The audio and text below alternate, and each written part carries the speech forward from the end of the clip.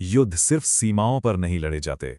तो आज हम एक बिल्कुल अलग तरह के युद्ध को समझने की कोशिश करेंगे। ये वो जंग नहीं है जो तोपों और बंदूकों से लड़ी जाती है। नहीं, ये जंग है शब्दों की, तस्वीरों की और विचारों की। इसी को कहते हैं नैरेटिव वॉर। मतलब मीडिया, इमेज और इन्फ्लुएंस का एक ऐसा खेल जो हमारी और आपकी सोच को बनाता है। चलिए इसे थोड़ा और करीब से देखते। तो इस लड़ाई का असली मैदान, असली बैटलफील्ड, वो है हमारा दिमाग। यहाँ जंग किसी जमीन के टुकड़े के लिए नहीं हो रही, बल्कि सोच पर कब्जा करने के लिए हो रही है। क्योंकि सोचिए, सबसे बड़ी, सबसे डिसाइसिव जीत तो वही है ना, जो किसी के दिमाग को जीत ले। और एक बार वो हो गया तो फिर किसी बंदूक या तोप की कोई जरूरत ही नहीं रह जाती। आज के दौर में जो सबसे बड़े, सबसे इम्पैक्टफुल कॉन्फ्लिक्ट्स हैं, वो दरअसल इन्हीं मेंटल फ्रंटलाइंस पर लड़े जा रहे हैं। ये विचारों की, कहानियों की जंग है, और यही वो जंग है जो हमारी दुनिया को असल में शेप दे रही है। तो सवाल ये उठता है कि ये नैरेटिव आखिर है क्या चीज़? देखिए, नैरेटिव का सीधा सा मतलब है वो कहानी, वो स्टोरी जो हमारी धारणा को बनाती है और हमारे लिए तय करती है कि सच क्या है।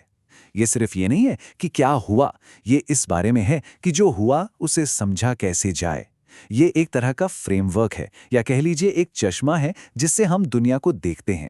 और आज की दुनिया में जहां इन्फॉर्मेशन का, सूचना का एक सैलाब है, एक बहुत सीधी लेकिन कड़वी सच्चाई है, वो ये कि जो चीज़ सबसे ज़्यादा दिखाई जाती है वही सच मान ली जाती है। कोई भी कहानी, उसे बस बार बार दोहराते जाइए और फिर चाहे वो कितनी भी अधूरी क्यों ना हो, वो धीरे धीरे हकीकत की जगह ले लेती है। और बस यही इस पूरे विश्लेषण का सबसे ज़रूरी पॉइंट है। समीकरण बहुत सीधा है।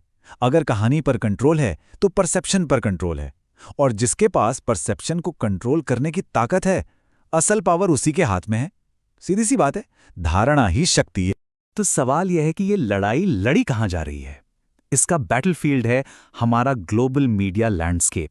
यही वो नया मैदान जंग है जहां इन्फ्लुएंस के, प्रभाव के नए नए हथियारों से ये लड़ाई लड़ी जा रही है। जब हम इन हथियारों की बात करते हैं तो वो है न्यूज़ चैनल, हमारी सोशल मीडिया की फीड्स, अखबारों की सुर्खियां। इनको सिर्फ इन्फॉर्मेशन चैनल समझने की भूल मत कीजिए। ये नैरेटिव बनाने और उसे फैलाने के बहुत पावरफुल टूल्स हैं, इन्फ्लुएंस के मॉडर्न वेपन्स। चलिए इसे एक छोटे से एग्जाम्पल से समझते हैं। मान लीजिए कोई एक घटना हुई। अब उसे दो अलग अलग हेडलाइंस के साथ दिखाया जा सकता है। एक हेडलाइन हो सकती है जो सिर्फ फैक्ट्स बताए, बिल्कुल न्यूट्रल, लेकिन दूसरी हेडलाइन उसी घटना को एक खास कहानी, एक खास एंगल दे सकती है, और नतीजा एक ही इंसिडेंट के दो अलग अलग सच बन जाते हैं, और यही सच लोगों के दिमाग में हकीकत बनकर बैठ जाते हैं। लेकिन इस लड़ाई में अब एक नया प्लेयर आ गया है, एक बहुत पावरफुल प्लेयर जो इंसान नहीं है। हम बात कर रहे हैं एल्गोरिथम्स की। ये हमारी डिजिटल दुनिया के वो अदृश्य हाथ बन गए हैं जो पर्दे के पीछे से ये तय कर रहे हैं कि हमें कौन सी कहानी दिखेगी और कौन सी नहीं। और ये काम कैसे करता है? इसके मोटे तौर पर 3 स्टेप्स हैं। पहला, एल्गोरिथम हमारे लिए एक पर्सनल रियलिटी बनाता है। वो हमें वही दिखाता है जो उसे लगता है कि हम देखना चाहेंगे।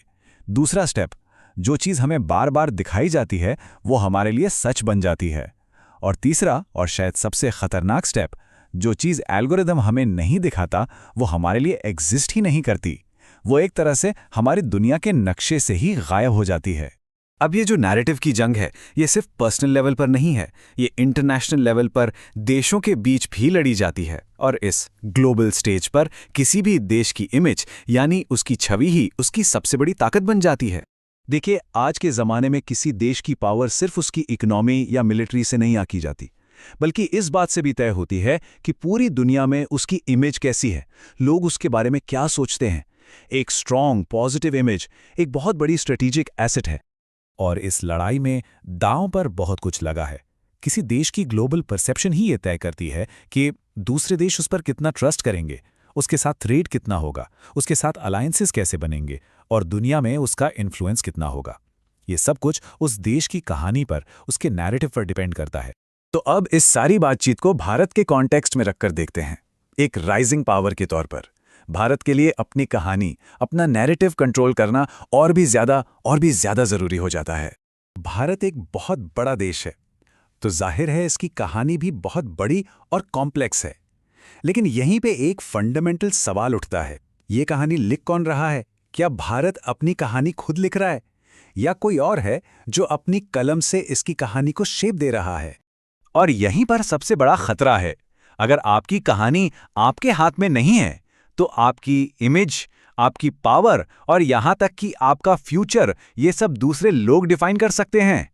ये अपनी ही पहचान पर से कंट्रोल खो देने जैसा है। तो ये बात गांठ बांधने वाली है।